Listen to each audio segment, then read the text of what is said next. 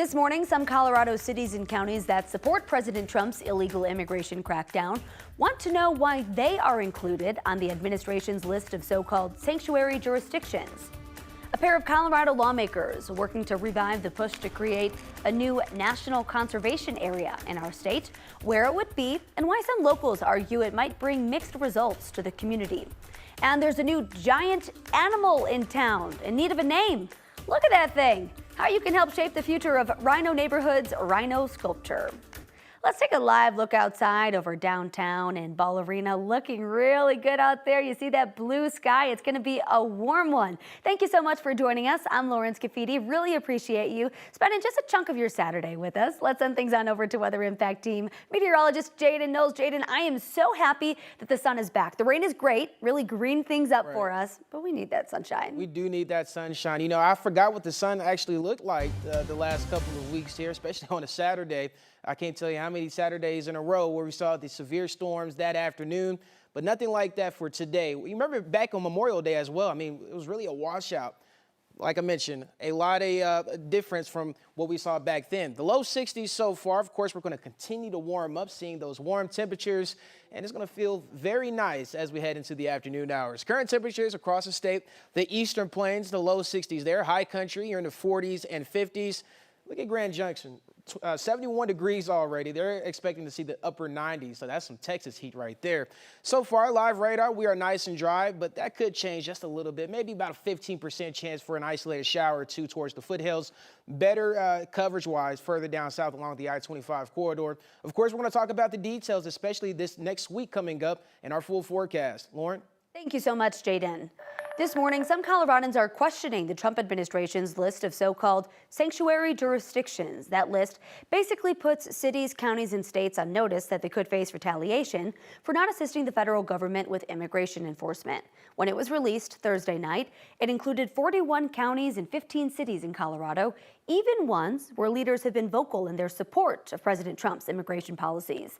Now it's slowly shrinking as those leaders lobby their representatives in Congress. 9 News reporter Amanda Gilbert talked with the leaders whose counties made the list. There are a lot of lists on the internet, but this was one Commissioner Scott James did not expect Weld County to be on. We don't know by which metric they put us there. And so, yeah, it was a surprise to us and, quite frankly, some of my constituents. A quick scroll to Colorado under Homeland Security sanctuary jurisdictions defying federal immigration law. You'll notice a lot of counties and cities. But there was definitely a mistake made. Otero County Commissioner Tim Nabenshu was just as surprised. Constituents started calling us and saying, what's going on? We thought we weren't a sanctuary county. Weld County reached out to their Republican representatives. We were immediately in contact with Congresswoman Boebert and Congressman Evans' office. They worked throughout the evening into this morning to work apparently with their contacts at the Department of Homeland Security, and we were rightfully taken off that list. 2 bigger counties that were changed have a little more pull, I guess, but we're working on our side of it as well. Under an executive order that President Trump signed, so-called sanctuary cities and counties could have their federal funding cut. Otero is a small county, a little less than 18,000 population. We don't have a huge budget, first of all. We just didn't feel as a county that was one of the things we wanted to put money to be listed as a sanctuary county. The list errors went beyond classifying Trump-supporting counties as sanctuaries. There were also spelling errors, cities listed as counties, and vice versa. The man accused of assaulting a waitress at a bar in Golden is now formally charged. The DA has now charged Brandon Montano with kidnapping, assault, menacing, and false imprisonment.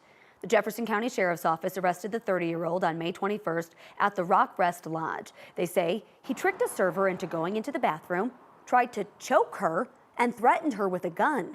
She told police she managed to fight him off. Montano was due back in court June 18th. For the first time, Colorado Parks and Wildlife has killed one of the wolves that they reintroduced to the state.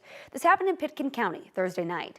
It was a member of the so-called Copper Creek Pack. CPW says it already had to capture and relocate the pack for killing livestock before. The agency blames the pack for 4 attacks in the past 2 weeks.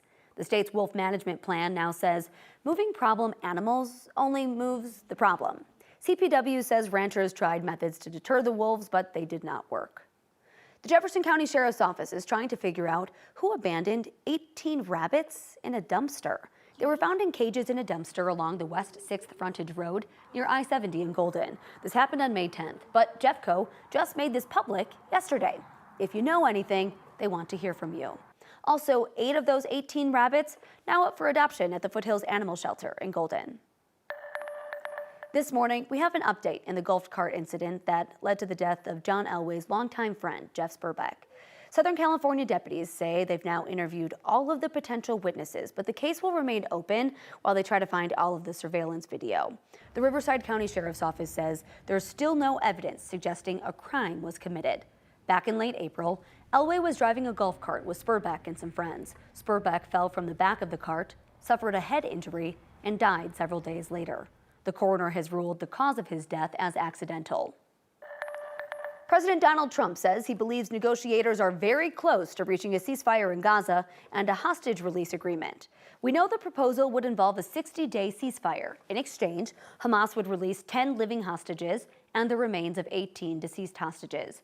There are no guarantees from the United States in this proposal to end the war. Hamas is demanding that the U.S. provide guarantees that the ceasefire will extend as long as negotiations to end the war are still ongoing.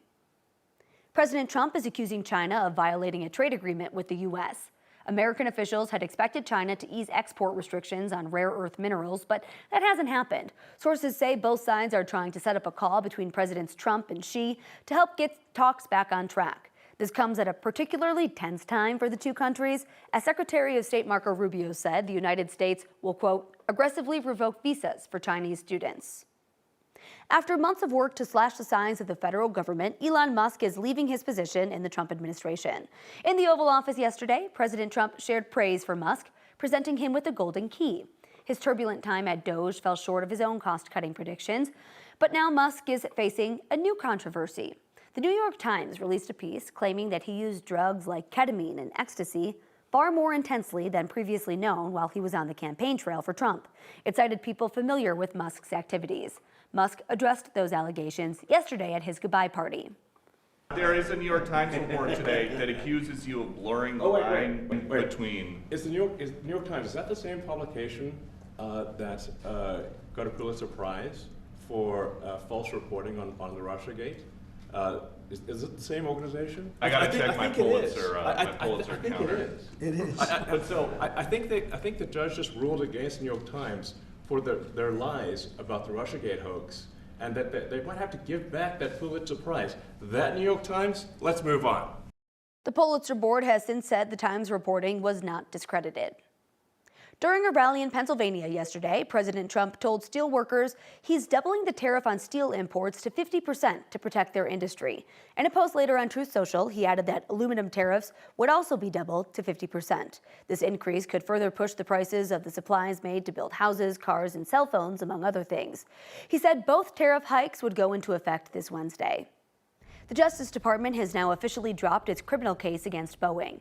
9 News has previously reported on a pending non-prosecution agreement. If you're not familiar with the case, Boeing was accused of lying about a piece of software that was blamed for 2 commercial airline crashes. Those crashes killed a total of 346 people. Under the deal, Boeing will pay nearly $445 million for a victims fund. That's on top of the $500 million already paid. Boeing will now be able to hire an outside contractor to oversee operations instead of being under the oversight of a federal monitor. School's out for summer, and for teen drivers, that isn't necessarily good news. According to AAA, more than 13,000 people were killed in a crash involving a teen driver between 2019 and 2023. The agency said more than 30% of those deaths happened between Memorial Day and Labor Day. That's because teens are out of school and logging more hours of unsupervised driving time. Parents are encouraged to educate their teens on using the Do Not Disturb feature on their phones to avoid distracted driving.